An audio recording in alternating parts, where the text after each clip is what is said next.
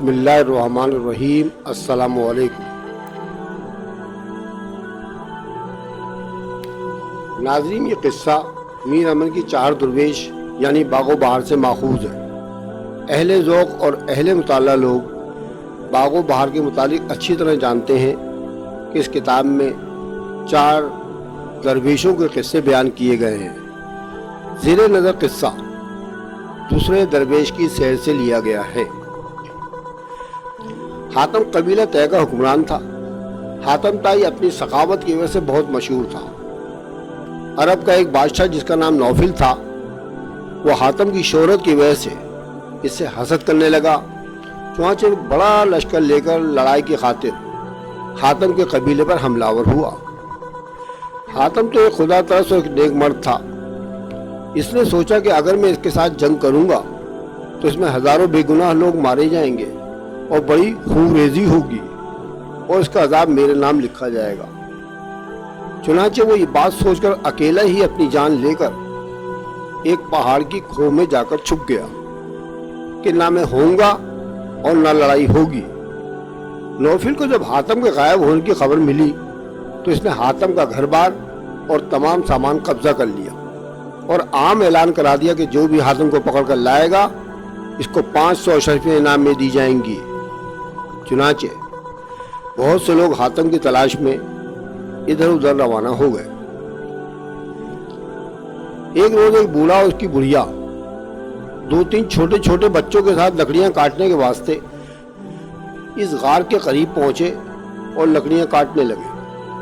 بڑھیا بولی کہ اگر ہمارے اچھے دن آتے اور ہم حاتم کو کہیں دیکھ پاتے تو اس کو پکڑ کر نوفل بادشاہ کے حوالے کر دیتے اور 500 اشرفیاں پاتے اور اپنی زندگی آرام سے گزارتے، اس سخت کام سے تو بچ جاتے۔ بوڑھے نے کہا، کیا ٹر ٹر کرتی ہے؟ ہمارے نصیب میں تو یہی لکھا ہے کہ روز لکڑیاں توڑیں اور سر پر لاد کر بازار میں بیچیں، تب 2 وقت کی روٹی میسر آوے، یا جنگل کا کوئی درندہ ہمیں اٹھا کر لے جاوے۔ اپنا کام کر، ہمارے ہاتھ حاتم کس طرح آئے گا؟ بڑھیا نے ایک ٹھنڈی سانس بھری اور چپکی ہو رہی۔ ان دونوں کی باتیں حاتم سن رہا تھا۔ اس نے سوچا کہ اگر میری جان ان غریب لوگوں کے کام میں آ جائے تو کیا مذائقہ ہے۔ ان لوگوں کو اشرفیاں مل جائیں گی اور ان کے دن بدل جائیں گے۔ میرا کیا ہے، موت تو ایک نہ ایک دن آنی ہے۔ اس کے دل میں ان کے لیے رحم کا جذبہ ابھرا۔ بقول شاعر، درد دل کے واسطے پیدا کیا انسان کو، ورنہ طاعت کے لیے کچھ کم نہ تھے کرو بیاں۔ چنانچہ حاتم کی جوان مردی نے قبول نہ کیا کہ اپنے کانوں سے سن کر چپکا بیٹھا رہے۔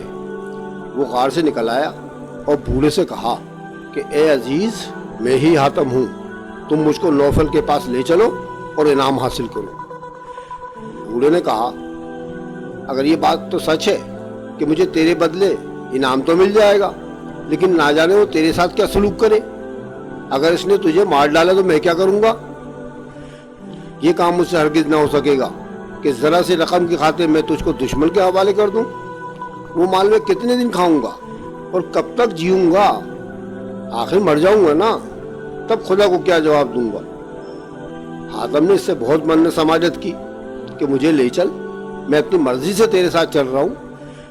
میں ہمیشہ یہ آرزو کرتا ہوں کہ میری جان، میرا مال کسی کے کام آئے، لیکن وہ بوڑھا کسی طرح راضی ہی نہیں ہوا کہ وہ حاتم کو لے جائے اور انعام پائے۔ آخرکار حاتم نے لاچار ہو کر کہا کہ اگر تو مجھے نہیں لے جاتا تو میں خود بادشاہ کے پاس چلا جاتا ہوں اور اس سے کہتا ہوں کہ اس بوڑھے نے مجھے اس غار میں چھپا رکھا تھا۔ انہی باتوں کے دوران کچھ آدمی اور وہاں آ گئے اور بھیڑ لگ گئی۔ جب انہیں یہ پتہ چلا کہ یہ شخص حاتم ہے تو انہوں نے حاتم کو پکڑ لیا اور اس کو لے چلے۔ بوڑھا بھی افسوس کرتا ہوا پیچھے پیچھے ہو لیا۔ جب نوفل کے دربار میں پہنچے تو نوفل نے پوچھا کہ حاتم کو کون پکڑ کر لایا ہے؟ ایک بدذات سنگ دل بولا کہ ایسا کام ہمارے سوا کون کر سکتا ہے؟ یہ فتح ہمارے نام ہے، ہم نے عرش پر جھنڈا گاڑا ہے۔ ایک اور لنترانی ڈینگے مارتے ہوئے بولا کہ کئی دن کی دوڑ دھوپ کے بعد یہ مجھے ملا۔ میری محنت پر نظر کریں اور جو انعام کی رقم ہے مجھے دے دیجیے۔ اسی طرح اشرفیوں کو لالچ میں ہر کوئی یہی کہہ رہا تھا کہ وہ حاتم کو پکڑ کر لایا ہے۔ وہ بوڑھا ایک کونے میں چپکا کھڑا تھا اور سب کی شیخیاں سن رہا تھا۔ جب سب لوگ اپنی اپنی جواں مردی اور بہادری کے قصے سنا چکے تو حاتم نے آگے بڑھ کر نوفل سے کہا کہ اگر تم سچ بات پوچھنا چاہتے تو وہ یہ ہے کہ یہ بوڑھا جو سب سے الگ تھلگ کھڑا ہے یہ مجھ کو پکڑ کر لایا ہے۔ اگر تم قیافہ شناسی جانتے ہو تو دریافت کرو اور میرے بدلے جو انعام رکھا گیا ہے وہ اس کو دے دو۔ نوفل نے اس لکڑہارے بوڑھے کو قریب بلا کر پوچھا، یہ کیا معاملہ ہے؟ حاتم کو کون پکڑ کر لایا ہے؟ اس بیچارے نے سر سے پاؤں تک جو گزرا تھا سب کچھ کہہ سنایا اور کہا کہ حاتم میری خاطر خود ہی چلا آیا ہے۔ نوفل حاتم کی اس سخاوت کی داستان سن کر حیرت زدہ رہ گیا اور بولا کہ قربان جاؤں تیری سخاوت پر، اپنی جان کی بھی پرواہ نہ کری۔ پھر اس نے حکم دیا کہ جتنے چھوٹے دعوے دار کھڑے ہیں ان کو 500 اشرفیوں کے بدلے 500 جوتیاں ان کے سروں پر ماری جائیں۔ اب ان کے سر پر جو جوتیاں پڑی ہیں تو ان کے سر گنجے ہو گئے۔ سچ ہے کہ جھوٹ بولنا بہت بڑا گناہ ہے۔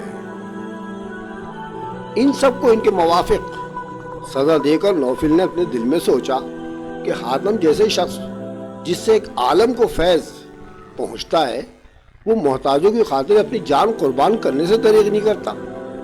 اس سے دشمنی رکھنا تو آدمیت کے خلاف ہے۔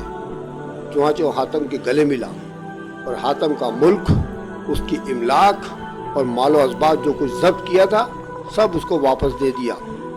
نئے سرے سے قبیلہ طے کی سرداری اس کو دی۔ اس بوڑھے کو 500 اشرفیہ اپنے خزانے سے ادا کرنے کا حکم دے دیا اور اپنے ملک چلا گیا۔ ناظرین، سب لوگ جانتے ہیں کہ سب سے بڑی سخاوت کی ذات صرف اللہ تعالیٰ کی ہے۔ اللہ تعالیٰ کو یہ صفت بہت پسند ہے۔ اگر دنیا میں کوئی شخص اس صفت کے مطابق زندگی گزارتا ہے تو وہ اللہ کو بڑا محبوب ہوتا ہے۔ حاتم طائی کا زمانہ حضور اکرم صلی اللہ علیہ وآلہ وسلم سے پہلے کا ہے۔ شاید وہ عیسائی مذہب سے تعلق رکھتا ہوگا۔ حضور صلی اللہ علیہ وسلم کی حیات مبارکہ میں ایک غزوے میں جو لوگ گرفتار ہوئے تھے ان میں حاتم طائی کی بیٹی بھی تھی۔